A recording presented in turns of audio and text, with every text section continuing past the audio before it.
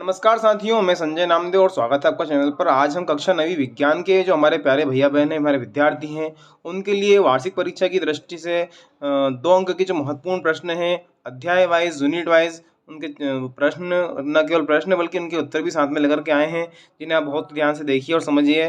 साथ ही मैं आपको बताऊँगा कि यदि आप चैनल पर नए, चैनल को सब्सक्राइब कीजिए, लाइक कीजिए, दोस्तों के साथ शेयर कीजिए। आइए देखते हैं, हम अध्याय 1 हमारे आस-पास के पदार्थ वाले पाठ से प्रारंभ करते हैं। पहला प्रश्न है, भारत के प्राचीन दार्शनिक ने पदार्थ को 5 मूल तत्वों में वर्गीकृत किया। वे 5 तत्व कौन से हैं?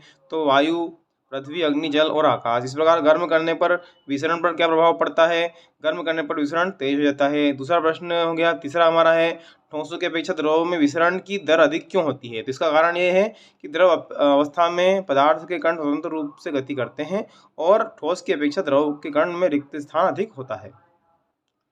अगला हमारा प्रश्न है, एलपीजी और सीएनजी पर टिप्पणी लिखिए। तो एलपीजी का पूरा नाम द्रवित पेट्रोलियम गैस और सीएनजी का पूरा नाम है संपीड़ित प्राकृतिक गैस। संपीड़ितता अधिक होने के कारण गैस के अत्यधिक आयतन को एक कम आयतन वाले सिलेंडर में संपीड़ित किया जाता है एवं इसे एक स्थान से दूसरे स्थान तक भेजा जाता है। अगला प्रश्न है, बर्फ का गलनांक और जल का क्वथनांक बताइए। तो बर्फ का गलनांक 273 के डिग्री सी और जल का जो क्वथनांक है वो 373 के या 100 डिग्री सी होता है। अगला प्रश्न हो जाएगा, ठोस कार्बन डाइऑक्साइड को शुष्क बर्फ क्यों कहते हैं? तो ठोस कार्बन डाइऑक्साइड CO2 द्रव्य अवस्था में आए बिना सीधे गैस में परिवर्तित हो जाती है, अतः इसे शुष्क बर्फ कहते हैं। छठा प्रश्न हो गया हमारा। इस प्रकार से अब अध्याय 2 के प्रश्न देख लेते हैं। साथियों, प्रत्येक पाठ के प्रत्येक अध्याय के जो महत्वपूर्ण प्रश्न हैं, जो 2 नंबर वाले पूछे जाने हैं, उन्हीं पाठों को हमने लिया है, इसलिए वीडियो को अंत तक ध्यान से देखें। क्या हमारे आसपास के पदार्थ शुद्ध हैं? तो पदार्थ से आप क्या समझते हैं? पहला प्रश्न तो ये हो जाएगा, वो पदार्थ उन वस्तुओं कहते हैं जिनमें द्रव्यमान होता है जो स्थान के। समांगी मिश्रण क्या है? उस मिश्रण को समांगी मिश्रण कहते हैं जिनकी बनावट एक समान होती है। छानन विधि द्वारा इस मिश्रण को के कणों को अलग नहीं किया जा सकता। उदाहरण के लिए जल में नमक का विलयन और जल में चीनी का विलयन। विषमांगी मिश्रण किसे कहते हैं? तीसरा प्रश्न, उस मिश्रण को विषमांगी मिश्रण कहते हैं जिसके अंश भौतिक रूप से पृथक होते हैं। छानन विधि द्वारा इस मिश्रण के कण को पृथक किया जाता है। उदाहरण के लिए सोडियम क्लोराइड, लोहे की छीलन का मिश्रण, नमक और सल्फर का मिश्रण, जल और तेल का मिश्रण। वायु के घटकों के नाम बताइए। तो नाइट्रोजन 78%, ऑक्सीजन 21% और अन्य गैस जो है वो 1%। इस प्रकार विलयन क्या है? तो विलयन 2 या 2 से अधिक पदार्थों का समांगी मिश्रण होता है। विलयन को 2 भागों में बांटा जाता है, विलायक और विलेय। विलयन के गुण लिखिए। तो विलयन के गुण हो जाएंगे, विलयन एक समांगी मिश्रण है।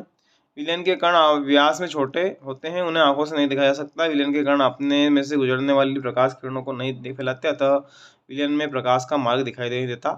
विलयन स्थायी होता है, छानकर विलेय और कणों को विलयन से पृथक नहीं किया जा सकता। अगला हमारा पाठ है परमाणु संरचना वाला, जो कि हमारा चौथा पार्ट है। यहाँ पे 3 पार्ट लिखा, लेकिन परमाणु संरचना हमारा चौथा पार्ट है। रदरफोर्ड परमाणु मॉडल के प्रमुख दोष क्या थे? तो यहाँ पे जो है दोष दिए गए हैं। पहला दोष है परमाणु के स्थायित्व की व्याख्या न कर पाना, और दूसरा दोष है परमाणु के व्यक्तिगत स्पेक्ट्रम की व्याख्या न कर सकना। अगर यदि प्रश्न 2 नंबर से ज़्यादा आता है तो उसको बड़ा करके भी लिख सकते हैं। इस प्रकार थोड़ा बड़ा भी बताया है हमने आपको, लेकिन 2 नंबर के हिसाब से इतना पर्याप्त है। केनॉल किरणें क्या है? तो ई गोल्डस्टीन ने सन 1886 में एक नए विकिरण की खोज की, जिन्हें उन्होंने केनॉल रे यानी कैथोड किरणें नाम दिया। केनॉल किरणें में धनावेशित विकिरण जो एनोड से कैथोड की ओर जाती है, उन्हें कैथोड किरणें भी कहा जाता है। केनॉल किरणों के कारण ही धन आवेशित कण प्रोटॉन की खोज हुई थी। अगला प्रश्न है, परमाणु के 3 अपरमाणुक कणों के नाम बताइए। तो परमाणु के 3 अपरमाणुक कण इलेक्ट्रॉन, प्रोटॉन और न्यूट्रॉन। एक अंकीय प्रश्न हो जाएगा हमारा। तो Z बराबर 3 हो तो तत्व की संयोजकता क्या होगी? तत्व का नाम पे लिखिए। इस प्रकार से इसको हमने हल करके दिखाया, इसका स्क्रीनशॉट आप ले लीजिएगा। ये जे थॉमसन ने परमाणु मॉडल की सीमा जो है वो बतानी। तो उसकी जो सीमा है, पहली सीमा है, थॉमसन के परमाणु मॉडल से दूसरे वैज्ञानिक जैसे रदरफोर्ड ने प्रयोगों के परिणाम की व्याख्या नहीं कर सकते थे, जैसे परमाणु की नाभिक में होना था। इलेक्ट्रॉन परमाणु के भीतर कैसे व्यवस्थित नहीं होते, यह मॉडल इस बात की व्याख्या भी नहीं कर सका। इसकी सीमा है, रदरफोर्ड परमाणु मॉडल की क्या सीमाएं हैं, इसको हम देख लेते हैं। तो परमाणु मॉडल की सीमाएं, यह मॉडल परमाणु में की स्थिरता की व्याख्या नहीं करता, क्योंकि इस मॉडल के अनुसार कोई भी आवेशित कण गोलाकार प्रक्षेपी में त्वरित होगा। त्वरण के दौरान आवेशित कणों से ऊर्जा का विकिरण होना, उस प्रकार स्थायी कक्ष में घूमता हुआ इलेक्ट्रॉन अपनी ऊर्जा विकिरित करेगा और नाभिक से टकरा जाएगा। अर्थात परमाणु स्थिर लेकिन परमाणु स्थायी होते हैं। नाभिक के चारों ओर इलेक्ट्रॉनों के वितरण की व्याख्या नया मॉडल नहीं कर सकता। उत्तक को देखें दी, तो हमारा अगला पार्ट जो 6 उत्तक है। उत्तक क्या है? शरीर के अंदर एक निश्चित कार्य एक निश्चित स्थान पर करने कोशिकाओं के एक विशिष्ट समूह द्वारा संपन्न किया जाता है। कोशिकाओं का समूह उत्तक कहलाता है। अंतर्विष्ट विभोजक पौधे में कहाँ होते हैं? तो इसका जो हमारा प्रश्न है इसका उत्तर हो जाएगा अंतर्विष्ट विभोजक पौधे की पत्तियों के आधार में या टहनी व पर्व के दोनों ओर उपस्थित होते हैं। उस उत्तक का नाम बताइए जो हमारे शरीर में गति के लिए उत्तरदायी है। तो पेशी उत्तक हमारे शरीर में गति के लिए उत्तरदायी है। कार्डियड यानी हृदय पेशी का विशेष कार्य क्या है? तो इसका जो कार्य है, हृदय पेशी जीवन भर लयबद्ध होकर प्रसारण एवं संकुचन करती रहती है। लयबद्ध प्रसार और संकुचन हृदय की पंपिंग क्रिया में सहायक करता है तथा रक्त संपूर्ण शरीर में गति करता है। रैखिक और अरैखिक तथा कार्डियक हृदय पेशियों में शरीर में स्थित कार्य और स्थान के आधार पर अंतर स्पष्ट कीजिए। तो रेखित और अरेखित तथा कार्डियक हृदय पेशियों में शरीर की स्थिति और स्थान के आधार पर अंतर है। रेखित पेशी कार्य है इसका, ऐच्छिक पेशियां जो शरीर को इच्छानुसार गति प्रदान करने में सहायता करती हैं। इसको हाथ पैर कंकाल में इसकी स्थिति होती है।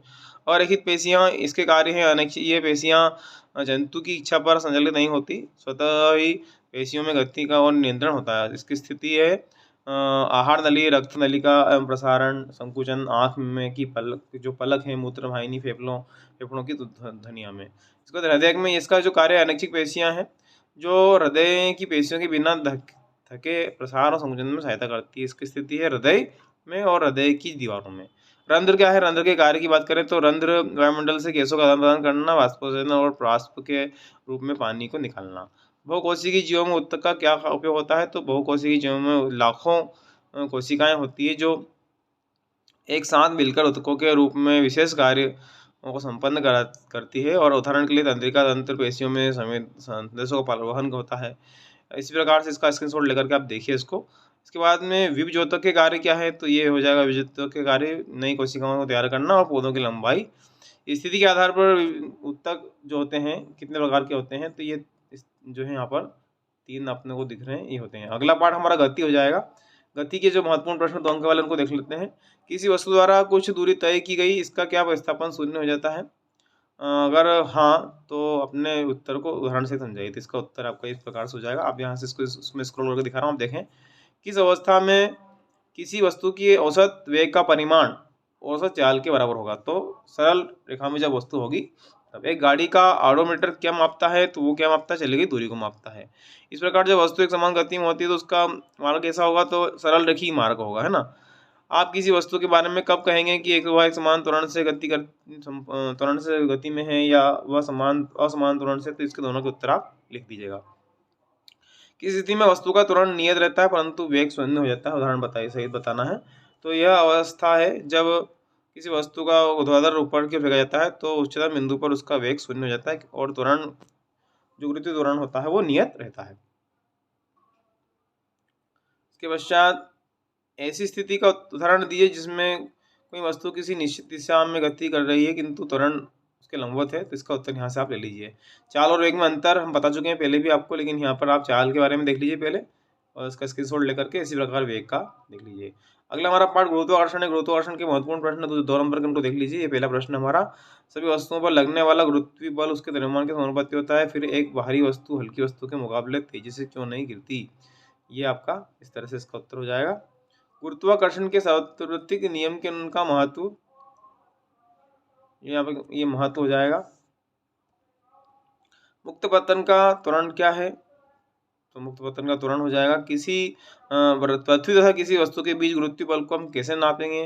तो नापेंगे गुरुत्वीय बल को वस्तु का भार कहते हैं। इस तरह से एक कागज की शीट उसी प्रकार की शीट्स को मरोड़ कर बनाई गई गेंद से धीमी क्यों गिरती है?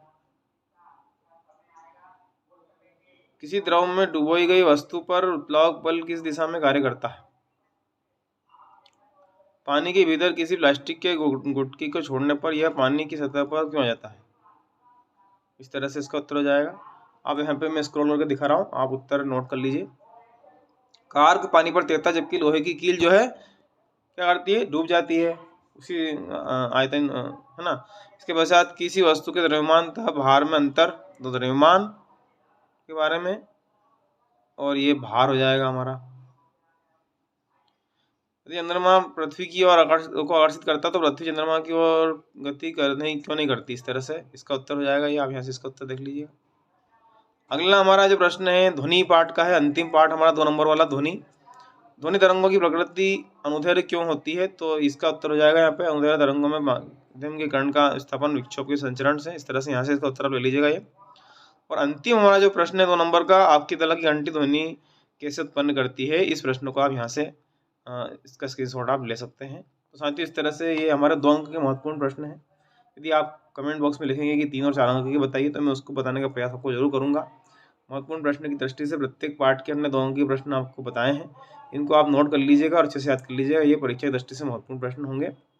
आप चैनल पर आए इसके लिए बहुत धन्यवाद। इस वीडियो को जरूर दोस्तों के साथ शेयर कीजिएगा और प्रश्न बैंक जो है विज्ञान की उसको भी आप चैनल की प्लेलिस्ट में जाकर देखिएगा। इसी वीडियो की डिस्क्रिप्शन बॉक्स में भी मैं इसकी लिंक दूंगा। प्रश्न बैंक को जरूर आप देख करके पढ़ाई इसमें से जरूर कीजिएगा। धन्यवाद।